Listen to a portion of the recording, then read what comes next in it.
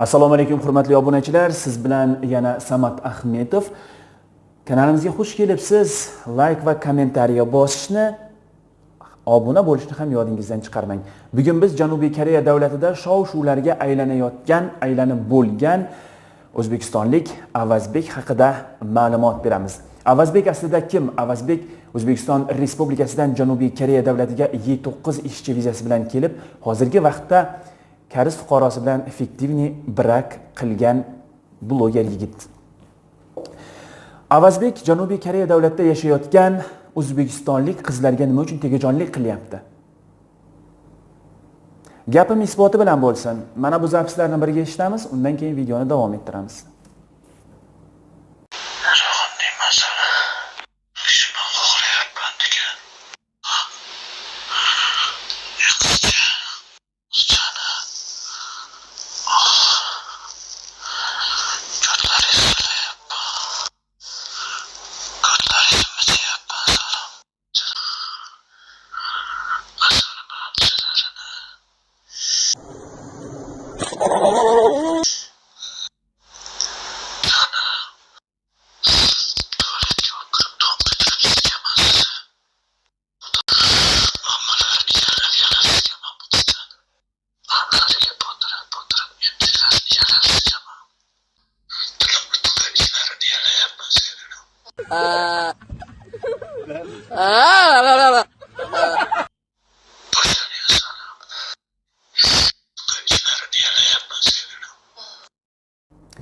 Undan bo'lak hurmatli obunachilar, mana bu Telegram tarmog'idan olingan SMSlarga to'xtalib o'tamiz.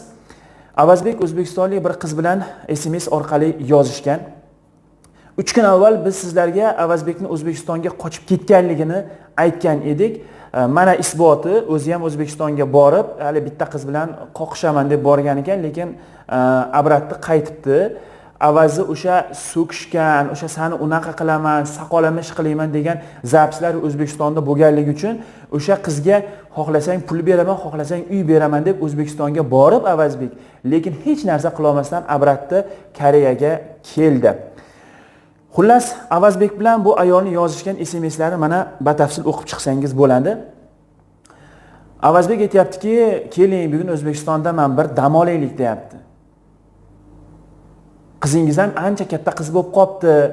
Qizingizni karsga berasizmi deyapti.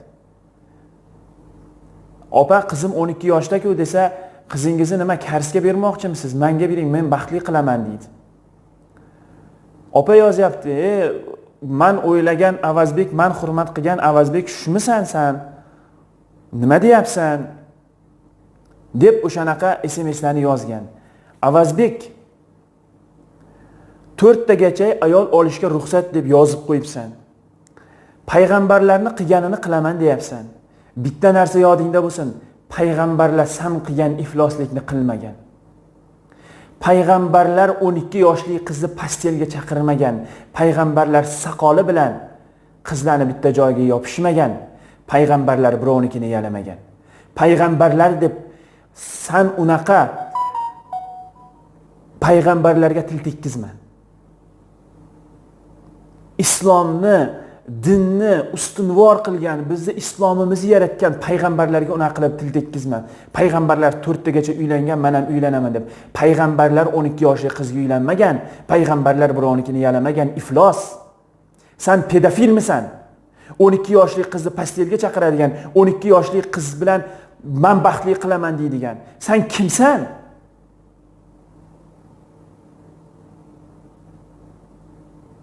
Hurmatli obunachilar, har bitta insonning qizi bor, har bitta inson ona, har bitta insonning singlisi bor, opasi bor.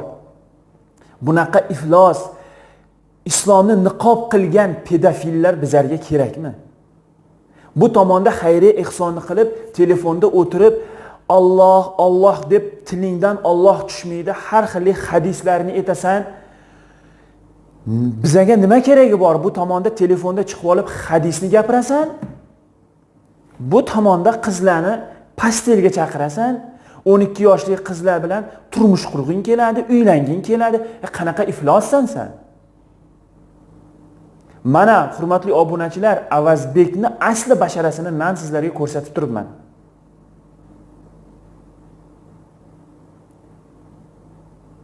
Xulosa o'zingizdan. Mana bu zapslarni eshitamiz. Shu bilan bugungi videoga nuqta qo'yamiz. Sog' va salomat bo'ling.